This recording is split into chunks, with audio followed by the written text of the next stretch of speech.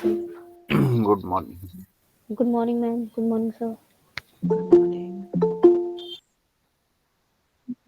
Good morning. Good Start. morning, ma'am. Good morning, sir. Good morning, sir. Assalamu alaikum.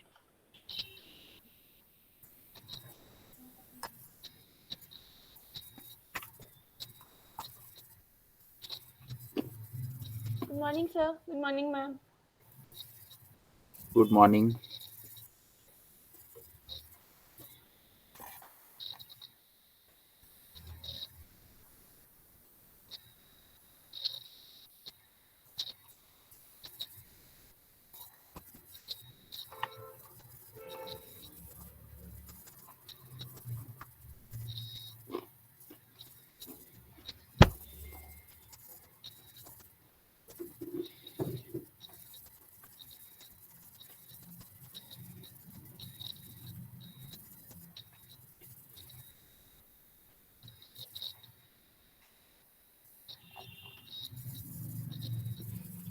Good morning, sir. Good morning, ma'am.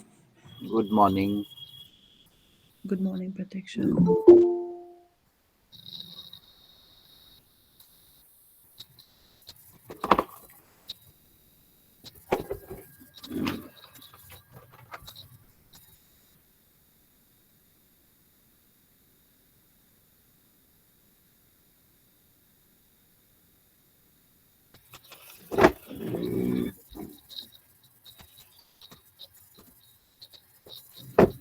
Can we start?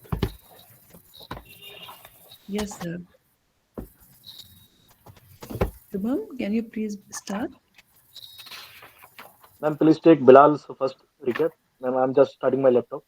Okay, Bilal has not joined. Ma'am, just few minutes, ma'am.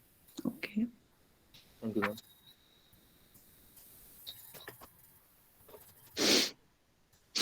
Good morning, ma'am. Good morning, sir. Good morning. Good morning.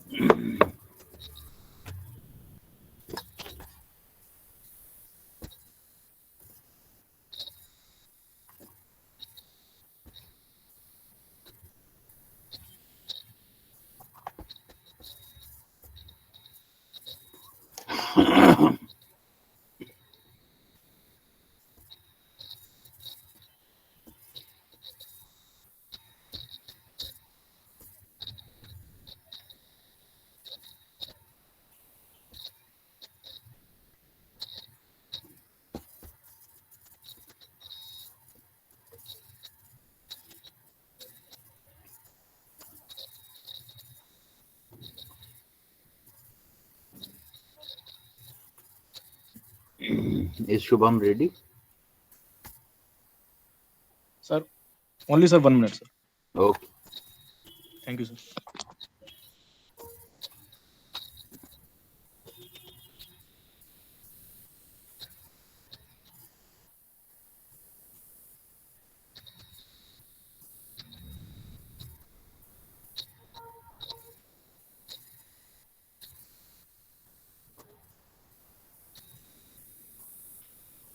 Kratika, are you there? Yes, sir. Kratika, I wish to have a meeting with the volunteers uh, who volunteered for that activity which we did. Sure, sir. Sure, sir. So, what time would suit you? Sir, maybe today after classes, around like we have classes. We have classes till 2 o'clock today. Okay. So, can we meet at around 2:30 or so Sure, sir. No problem. in the department?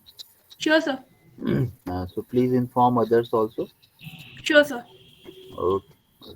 Thank you, sir. Thank you. Yes, Shubham, now you can start.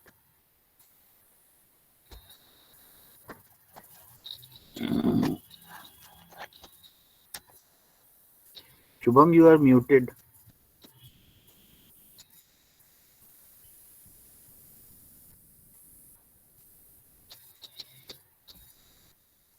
Shubham, please start.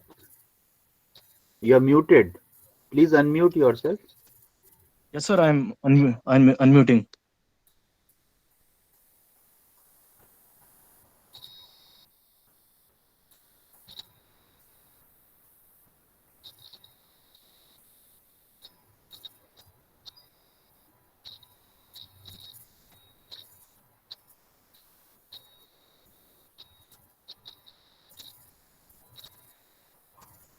Please log on. Don't log on with two devices, otherwise it will create confusion.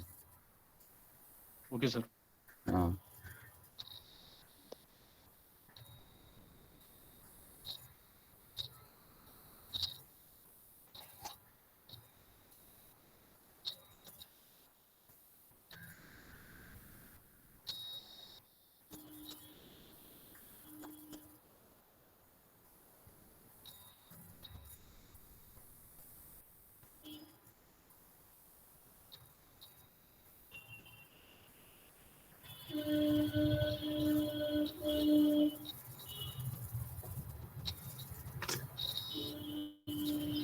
what's the problem? What is happening, Shubham?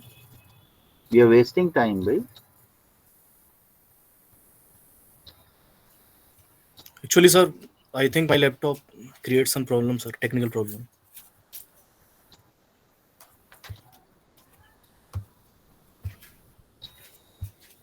So now you are audible. Why don't you start?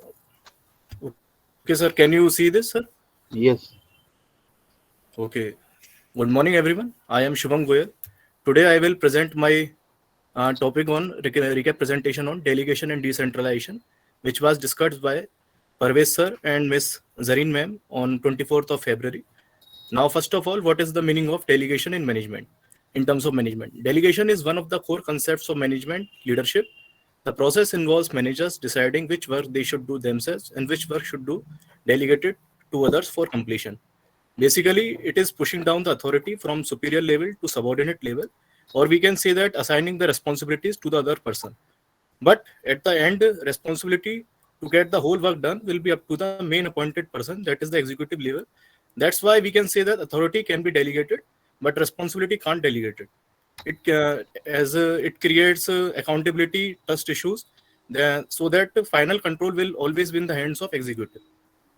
From a managerial standpoint, delegation involves shifting project responsibility to team members, giving them the opportunity to finalize the work product effectively with minimal intervention. Now, how delegation plays an important role in management. There are a number of reasons a manager may decide to delegate. These include, like for example, to free themselves up to do other tasks, to have the most qualified person making the decisions, to seek another qualified person's perspective on an issue, to develop someone else's ability to handle the additional assignments judicially and successfully. Now, what is the difference between effective delegation versus delegation? Delegation is when managers or supervisors give responsibility and authority to subordinates to complete a task and let the subordinates figure out how the task can be accomplished. Whereas in effective delegation develops people who ultimately become more fulfilled and productive. Now, behavioral aspects between managers and subordinates for effective delegation. There are basically 10 steps for this, which are as follows. First step is to identify the task. And then after this, second step is to choose who to delegate the task. And after this, confirm level of interest. And after this, clearly define the task. Step number 5, clarify level of responsibility, authority, and accountability. Now, step number 6, establish timeframes and completion date. Step number 7, express confidence. Step number 8, monitor progress and give feedback. And give credit, and then finally review the whole project. Now, what is micromanagement? It is basically the opposite of effective delegation. In business management perspective, micromanagement is a management style whereby a manager closely observes and controls or reminds the work of his or her subordinates or employees. Micromanagement is generally considered to have a negative connotation, mainly because it shows a lack of freedom in the workplace. The notion of micromanagement can extend to any social context where one person takes a bully approach in the level of control and influence over the members of a group. Often, this excessive obsession with the most minute of details causes a direct management failure in the ability to focus on the major details. Now, what is the meaning of decentralization in management?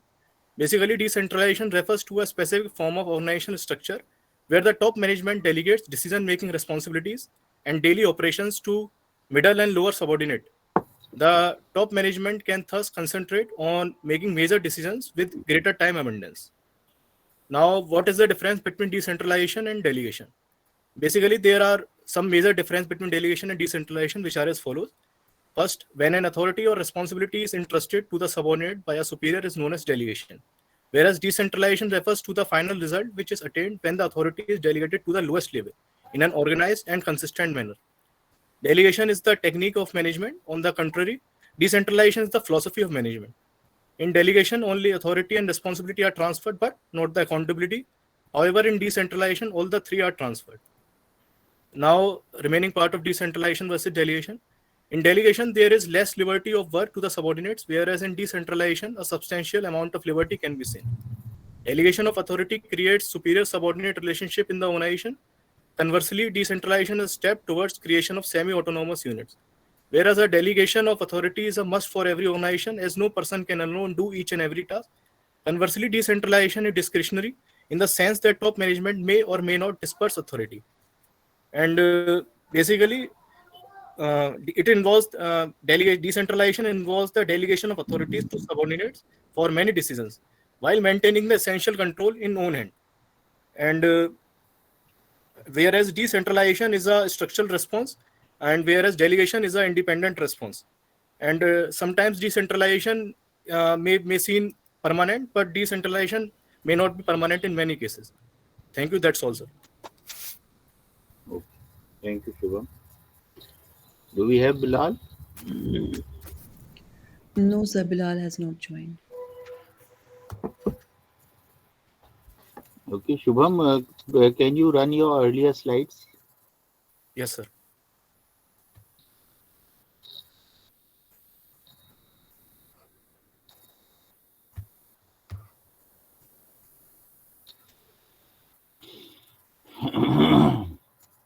Just stop here. Okay, sir. I trust you were part of the session where we discussed this idea as to how much content should there be in a slide. Were you part sir. of that? Yes, sir. So do you think your slides conform to those ideas? No, sir. I think I entered some more data. Actually, I want to convey each and every detail of this. That's why, sir. For that you are there, you are presenting. Yes, sir. So I have discussed this idea earlier also, that PowerPoint slides are not a substitute to the presentation. Yes, sir. And if we read out from the slides, then that is not the idea of a good presentation. It's Yes, more sir. of a reading session than engaging with the audience. So avoid heavy content on the slides. Okay. Yes, sir. And we have already discussed the rule on this account. The thumb rule, not a rule, thumb rule, my own thumb rule, 5 by 5. Okay. Yes, sir. That is not more than 5 points. So some of the slides which you had were good. Like, for example, can you move up? Yes, sir.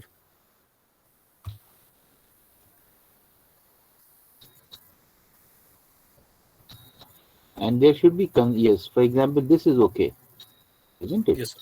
This will not distract the reader, the listener, to read rather than listen to you.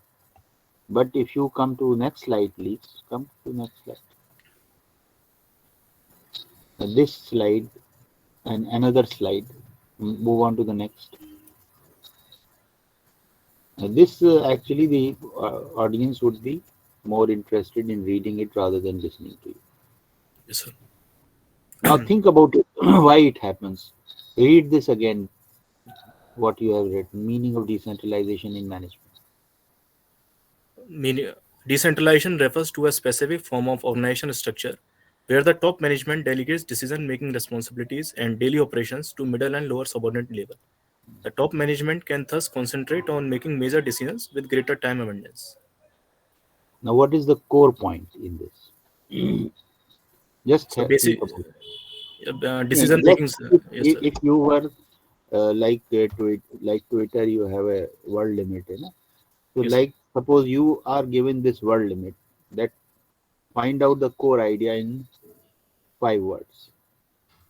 What would be that core idea? So delegates decision-making responsibilities. Okay. Top delegates Yes, sir. Top Decision. management delegates decision-making responsibilities.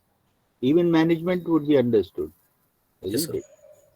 So when we don't do it, actually it reflects some kind of laziness also. That we, rather than thinking is a very hard thing, isn't it? It saps our energies. So the easy way out is put everything on the slide, isn't it? Yes, sir. So in fact, that is what preparation is all about. 90% of our effectiveness is already set when we come for presentation, and that is the effort that we have put in prior to coming over. So you have arranged good content. Your content is very good. Thank you, sir. But now the next job was to crystallize it into meaningful points. That part Okay, of sir. preparation was not done by you, Yes, sir. isn't it? So make Yes, sir. sure that you complete the whole job. And then Thank the you, sir. second, overall, your language is good. But again, when we engage with the audience, there is a different language that we use. When we write something, there is a different language, because in the writing part, you know that the audience would be in a different frame of mind to read the content, is it? But if you say the difference between decentralization and delegation is as follows. Now, this may sound good when you are writing it, Yes, sir. but for an audience like this who are listening to us, let us now understand the difference between delegation and decentralization. Now, this is far more engaging because you are, inviting them, including yourself. You are part of that discussion. Let's understand the difference. And let me try to explain this. Isn't it? Yes, sir. So, use of appropriate language. Language जो है वो अच्छी बुरी नहीं होती, मुनासिब होती है, Yes, sir. जो सूट करती है उस occasion, isn't it? So we must learn to use apt language which suits that occasion. Yes, sir. So otherwise you have done, especially your slides in terms of content were rich. Your content indicated that you have worked for it, and that is a good thing. But Thank you, sir. focus on crystallization. Okay, sir. Okay? Thank you. Thank you, sir.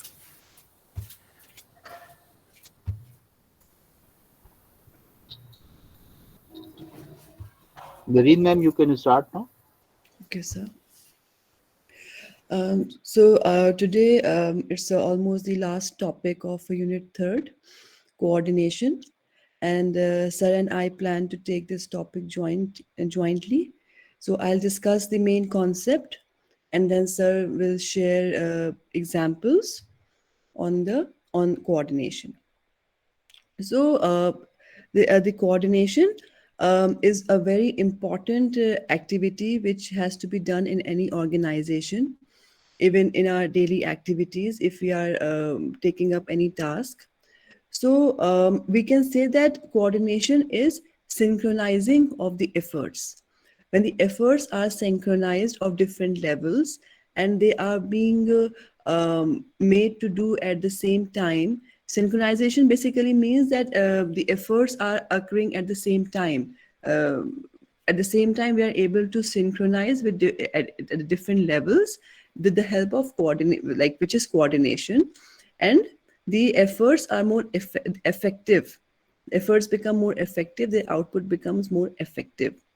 So in organization also, if we take an example, for example, if there's a production team, if there's a marketing team, if there's a sales team regarding a product, and for example, if a production team is working all by itself and just doing things without consulting with sales team, and sales team is also doing its own activity without consulting the production team or the marketing team, In the same way, if marketing team is also carrying out its functions without coordinating with production team or sales team, will that come out? Will the output be effective? The output cannot be effective because the production team has not got in touch with the sales team, and the marketing team, while marketing or while advertising team, it has not got in touch with the production or the sales team. So how could it come out with an effective output?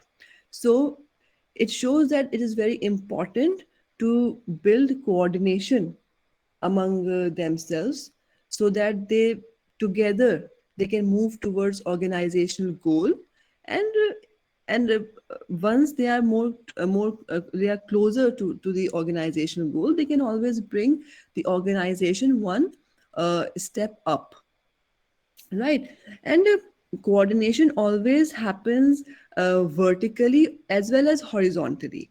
For example, there's a hierarchy, like we have been discussing, of top manager, middle level manager, lower level manager. They have to coordinate among themselves. They have to coordinate regarding the different tasks they are doing.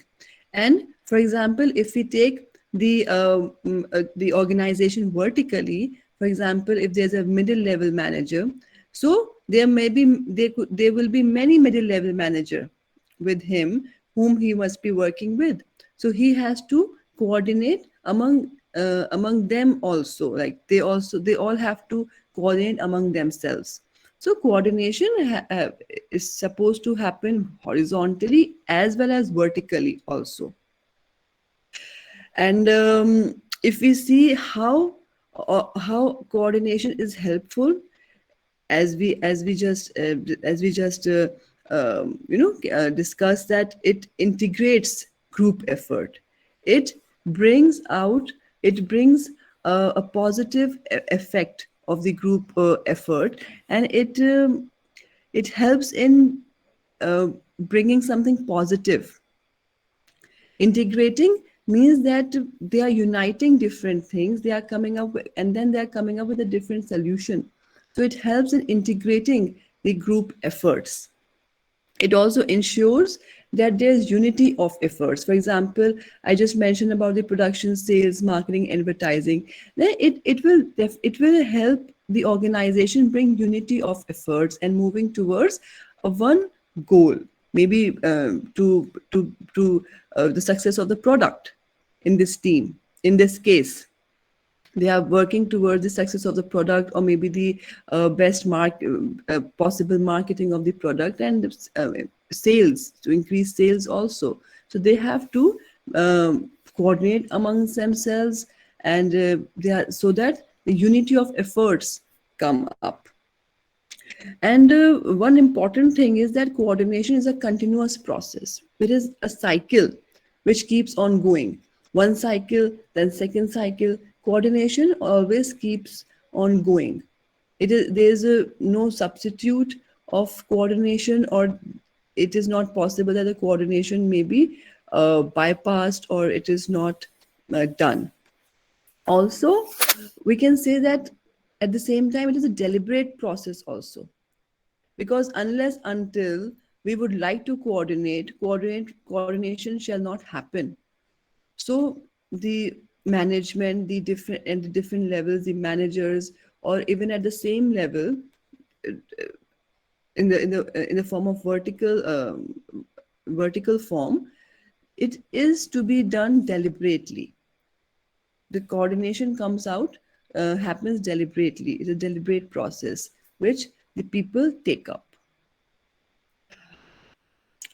So, shall I discuss the 3 ways of coordination, or would you like to take up with examples? Domination and Especially Mary Parker Follett's ideas, you mean? yes, through domination, through compromising, through integration. That I can discuss. Okay, sir, sure.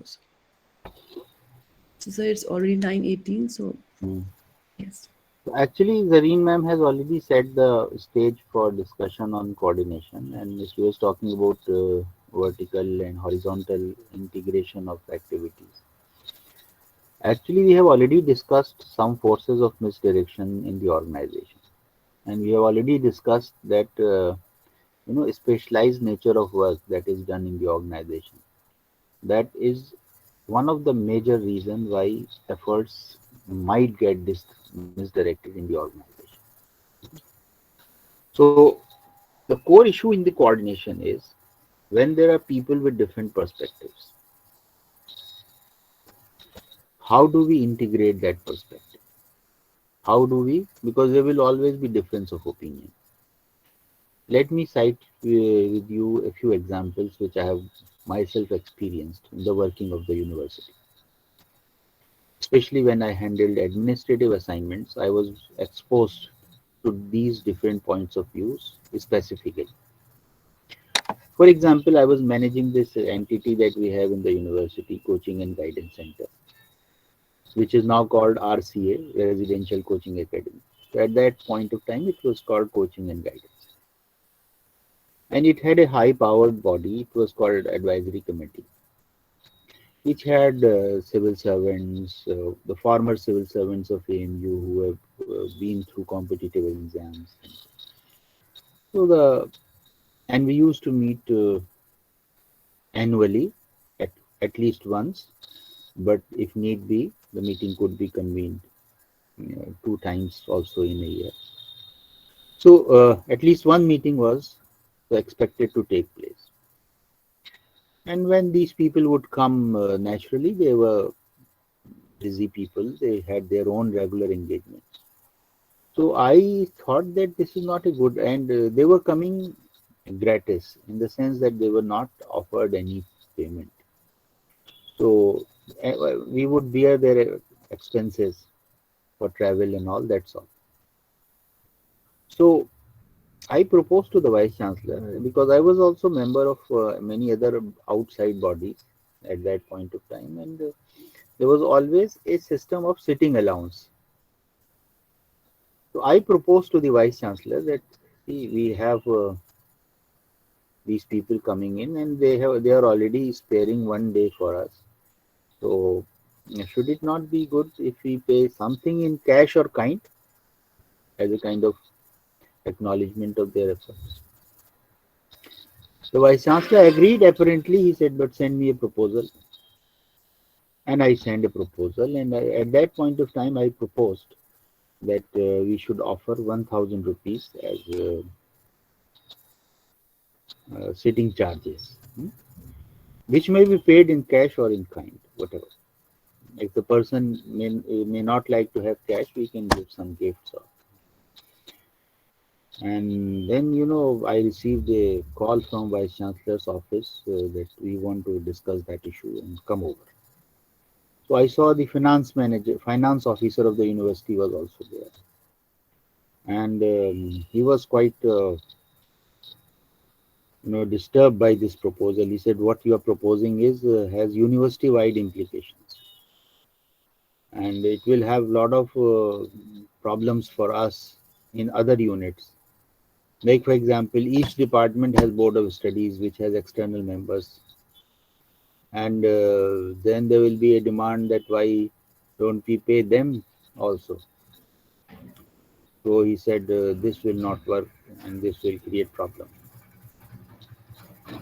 And I said, that's your problem, but we have funds from the scheme of the government of India. So we can pay, and there is a provision elsewhere. So why don't we pay?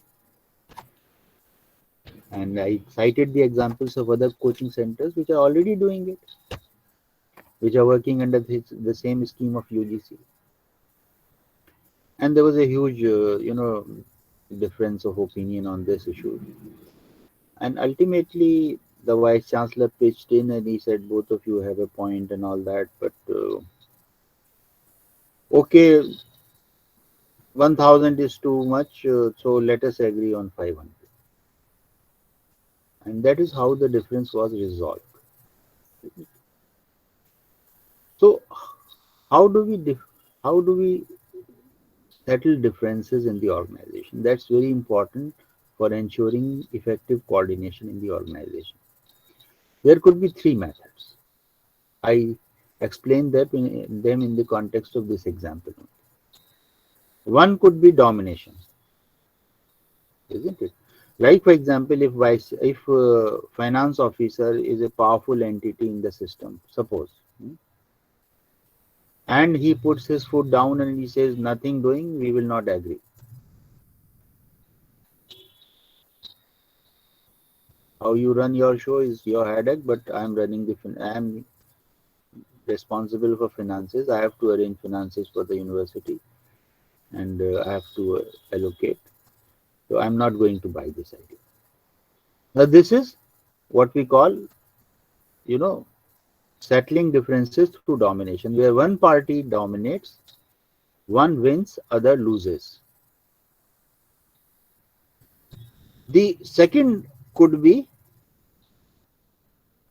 what we call settling differences through compromise, which generally is the case in the organization. What happens in compromise? You lose some, you win some. Likewise, the other person also loses some and wins some. So like in this case, basically it was a compromise by the Vice Chancellor. The example which I cited, and he said, okay, ठीक है, कुछ उनकी मान ली, कुछ मेरी मान ली, and he said, चलिए अब काम चलता रहे. Now, what do you think are the implications, behavioral implications of these two strategies? Domination and compromise. The two alternatives I have discussed with you.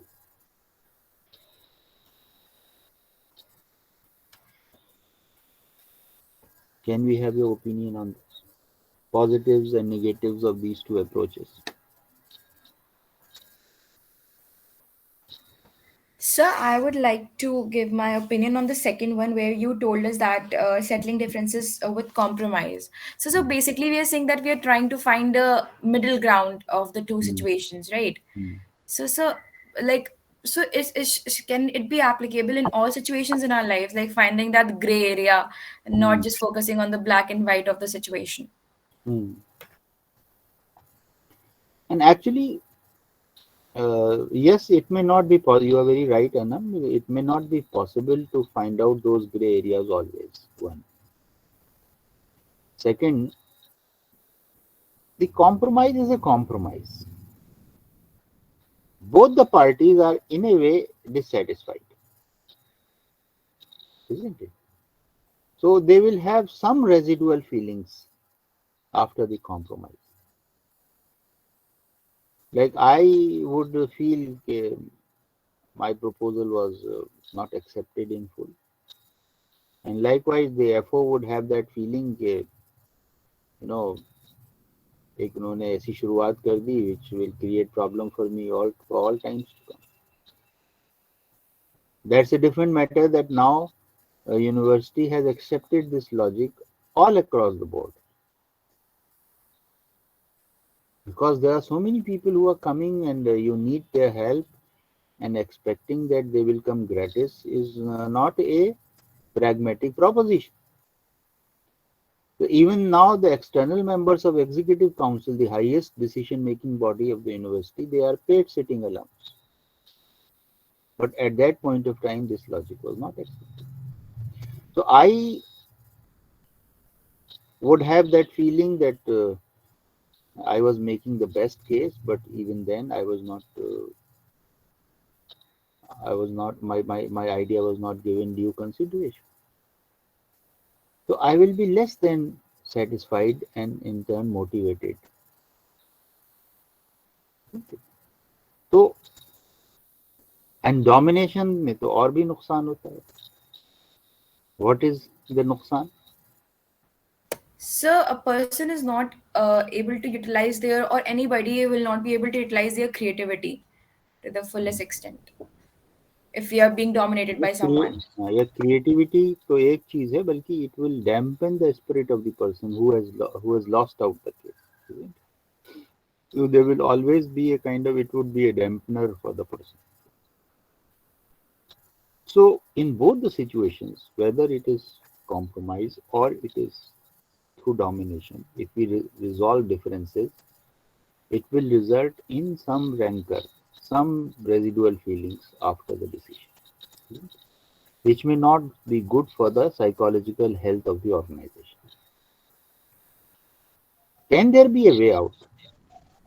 And here Mary Parker Follett comes up with an idea which she says that there is a possibility of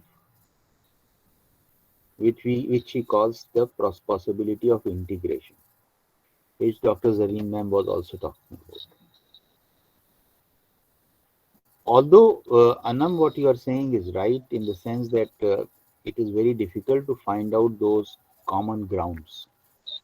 But in life also, ultimately, integration is the lasting solution to such differences.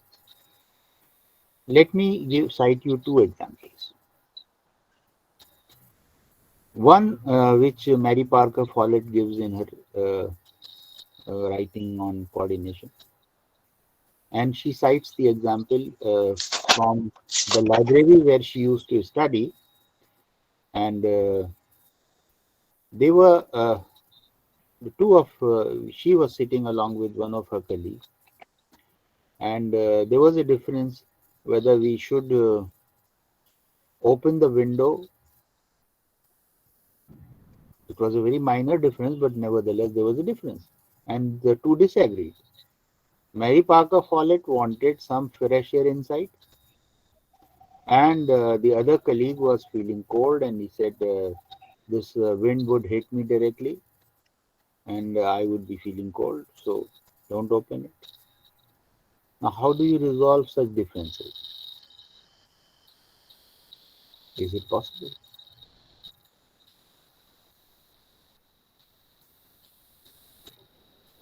And actually, they resolve the difference through a third way. In fact, Mary Parker Follett calls it the third way. It is different from compromise because you find out a new solution which satisfies both.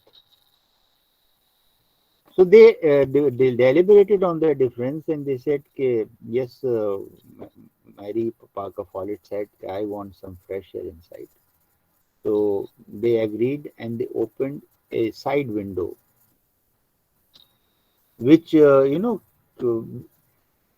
have sorted out the concerns of both. The cold wind would not hit the colleague directly, and at the same time, there would be some fresh air in the room. So sometimes what happens is we have our own limited way of looking at things. And if we have a side window,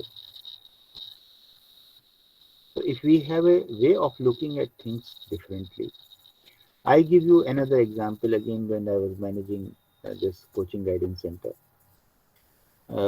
It was not located in the present building, which is in front of our department. It was part of the Sir Syed Hall. There is a building just in front of the university's post office, which is between Aftab Hostel and Mumtaz Hostel. So it's part of a historic building, SS Halls complex.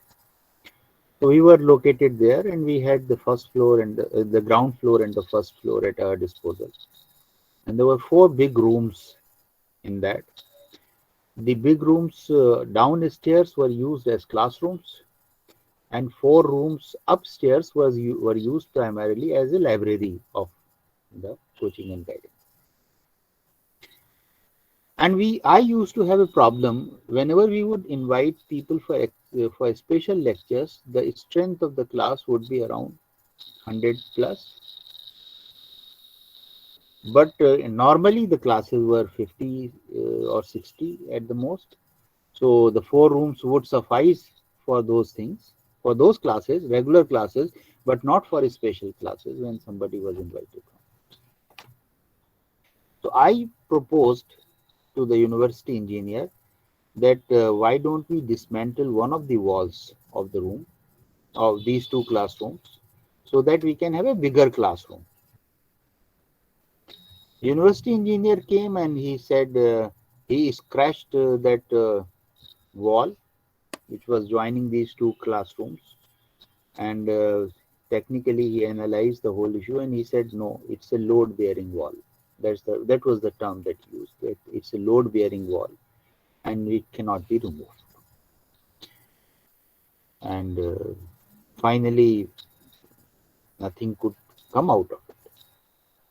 Because he had a point, he said it's a historic building, you know, if some damage occurs to it, both of us would be answerable, so we should not venture out. But I had a concern, the functional concern, this would continue to be a problem. And we had a young architect friend in the Department of Architecture. He came once to meet me and I shared this problem with him. And he said, okay, let me have a look of the building. And he went out and he said, what do you want? What is the university engineer's concern and all that? And then he said, what is there upstairs? He said, we have library. So he said, wo bhi dikhaiye. So we went there and he said, university engineer's point is very well taken if you are talking of the ground floor. Because the entire weight of the first floor is also on the ground floor, load bearing. And he said, what you are proposing is possible on the first floor. Because there the weight of the building is not much. So if you want to implement this solution, this is possible. And when I discussed with the university engineer, he said, yes, he has a point and we can agree. This can be done. So what is to me, this is integration. Neither of us were, what I can call hooked to an idea. We were open, we were having an open mind. We were not making it a prestige issue. And when we explored beyond, there was an alternative available. So sometimes for resolving differences, we have to look beyond,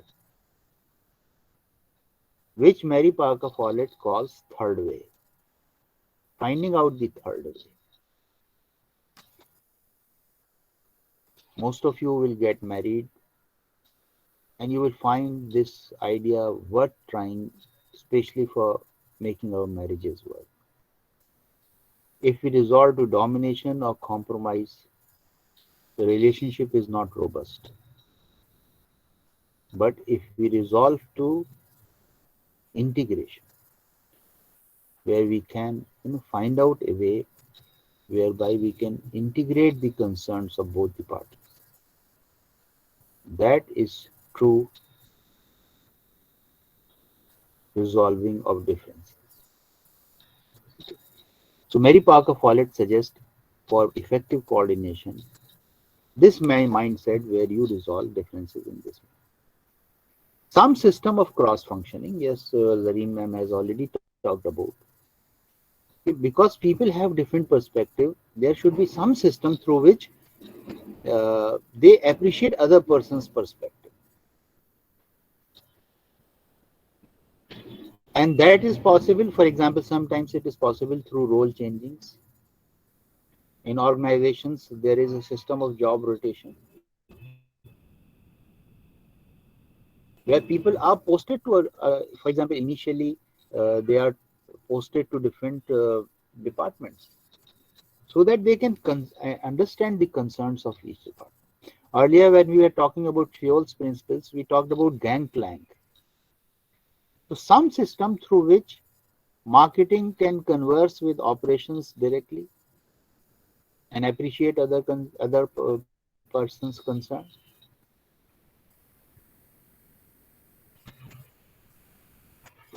So some system of cross-functioning. That's another method which organization has to think through for coordination. The third thing which I'm talking about is equally important, and I think this is the core of resolving differences. We call it some system of collective responsibility. Earlier we talked about unity is a strength. Yes, we have organizations created on functional specializations. But ultimately, organization is bigger than those functional.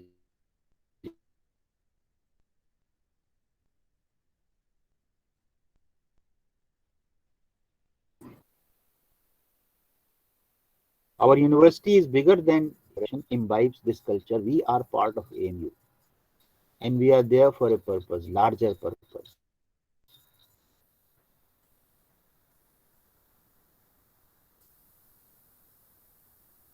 It is like this, when we have a national debt. For example, suppose, let us say, just to give an example, suppose we owe 100 rupees to outside. And I say, okay, I'm part of this country and it's a population of 100 crores, so my share is 1 paisa. I will pay my 1 paisa because I don't want to die as a debted person. Collective response, part of AMU. If we feel that all of us are part of a mission, then I think coordination is easy. So one of the most important job of top management is creating this culture of shared responsibility, collective responsibility. If that happens, the coordination is easy. So I talked about 3 things in this session. 1, integration as a method of resolving differences. Second, some system of cross-functioning so that people understand other functional area perspectives. And third, some system of, creating a culture of shared collective responsibility.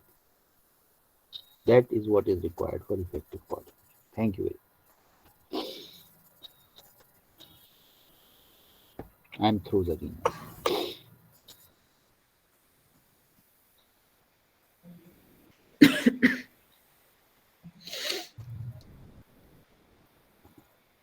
So we call it a day, or if there are some queries, but I think it's already 9:41. So Thank you so much, sir. Thank you so much, ma'am. Thank you, Thank you, sir. sir. Thank you, ma'am. Thank you, sir. Thank you, ma'am. Thank you, sir. Thank you, sir. Thank Thank you, you. teachers. Thank you, sir. Thank you, Thank you, ma'am. Thank you, sir.